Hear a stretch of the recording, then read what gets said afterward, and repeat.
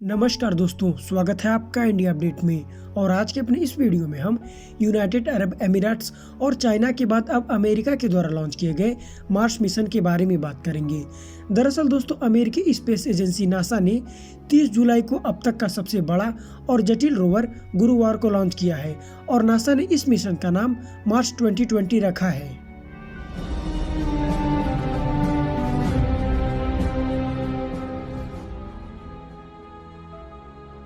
दोस्तों, मंगल की चट्टान को पहली बार हमारे धरती पर लाकर किसी प्राचीन जीवन के प्रमाण की जांच के लिए और विश्लेषण करने के लिए अमेरिकी स्पेस एजेंसी नासा ने अब तक का सबसे बड़ा और जटिल रोवर गुरुवार को लॉन्च किया है। दोस्तों, लंबे समय तक चलने वाली इस महत्वाकांक्षी परियोजना के तहत एक बड़े कार के आकार के एक रोवर को बनाया गया है जो 25 कैमरा, माइक्रोफोन, ड्रिल और लेजर से युक्त है। दोस्तों, यहाँ हम आपको बता दें कि इस परसेवरेंस रोवर को एटलस 5 रॉकेट की मदद से लॉन्च किया गया है। दोस्तों, यहाँ हम आपको बता दें कि पिछले सप्ताह चाइना और यूएई ने भी अपने अपने रोवर को रेड प्लैनेट पर पहुँचाने के लिए लॉन्च किया था और इन तीनों ही देशों के रोवर को अगले 7 महीने में 48 करोड़ किलोमीटर की दूरी को तय करके अगले साल फरवरी के महीने तक रेड प्लैनेट पर पहुंचने की संभावना है। दोस्तों, यहाँ पर खास बात यह है कि प्लूटोनियम की शक्ति से चलने वाले इस 6 पहिए वाले रोवर को मार्स के सरफेस पर होल कर चट्टानों को सूक्ष्म नमूनों को एकत्र करना होगा जिन्हें 2031 तक धरती पर लाया जाएगा। वहीं दोस्तों, इस कवायदा में अभी और भी देशों के शामिल होने की संभावना है। इसके अलावा अमेरिका के इस रोवर की कुल लागत 18 अरब अमेरिकी डॉलर है। अब दोस्तों, अगर बात की जाए इस मिशन के उद्देश्य की, तो इस अभियान से मंगल ग्रह पर जीवन के प्रमाण को खोजने के अलावा इस प्लैनेट पर और भी बहुत सी जानकारियों को प्राप्त किया जाएगा जिसे 2030 के डेकेड्स तक मंगल ग्रह पर मानव मिशन को लॉन्च करने की संभावना बन सके। वही दोस्तों, लॉन्चिंग के कुछ देर पहले नासा के अधिकारी जिम ब्रेडिस्टीन ने कहा कि हमने रॉकेट का नाम परसेवरेंस इसलिए रखा है क्योंकि मार्स पर जाना बहुत कठिन है। दरअसल दोस्तों, परसेवरेंस का अर्थ होता है दृढ़ता या संकल्पित होकर किसी कार्य को करना।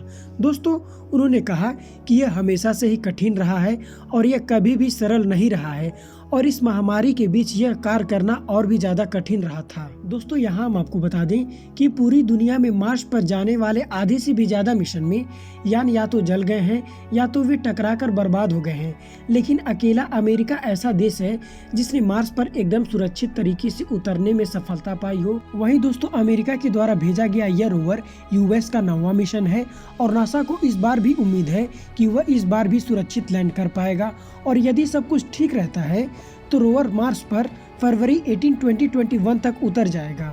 दोस्तों, यहाँ पर खास बात यह है कि इस रोवर में 25 कैमरे और 2 माइक्रोफोन लगे हैं जो मार्स की तस्वीरों के साथ साथ उसकी आवाज को भी सुनेंगे। इसके अलावा दोस्तों, ये रोवर मार्स पर जो जजेरी क्रेटर है उस पर जाकर जीवन के होने की संभावनाओं को तलाश करेगा।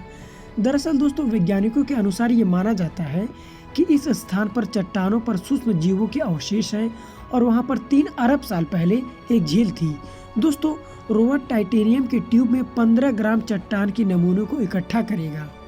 दोस्तों, नासा के इस मिशन की खास बात यह है कि इस रोवर के साथ एक इंजेनिटी नाम का हेलीकॉप्टर भी जाएगा और वैज्ञानिकों की ये कोशिश रहेगी कि ये अकेले उड़ान भर सके। दोस्तों, यहाँ हम आपको बता दें कि ये हेलीकॉप्टर सोलर पावर की मदद से उड़ान भरेगा।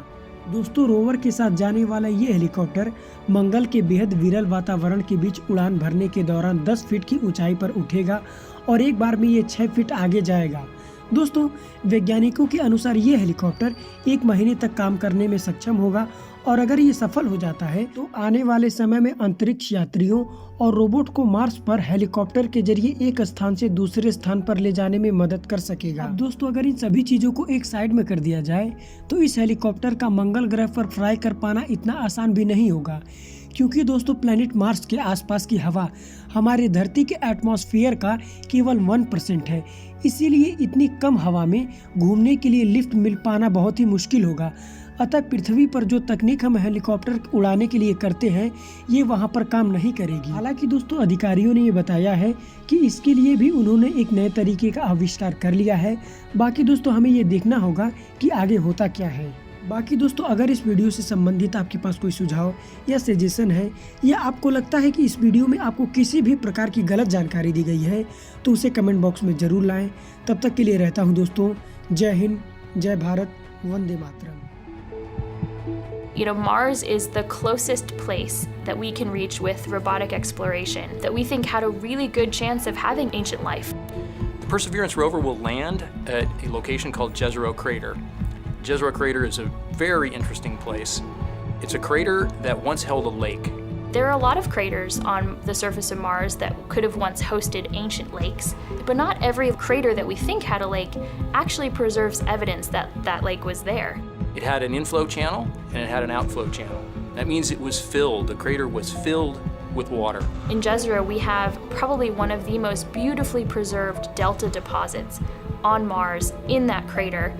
This is a wonderful place to live for microorganisms, and it is also a wonderful place for those microorganisms to be preserved so that we can find them now so many billions of years later.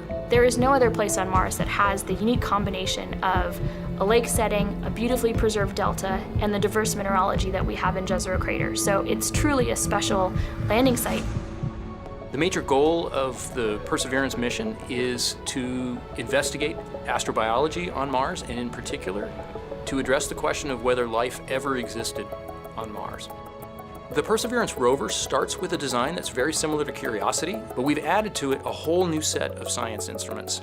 And these science instruments were purposefully selected to help us in the search for biosignatures.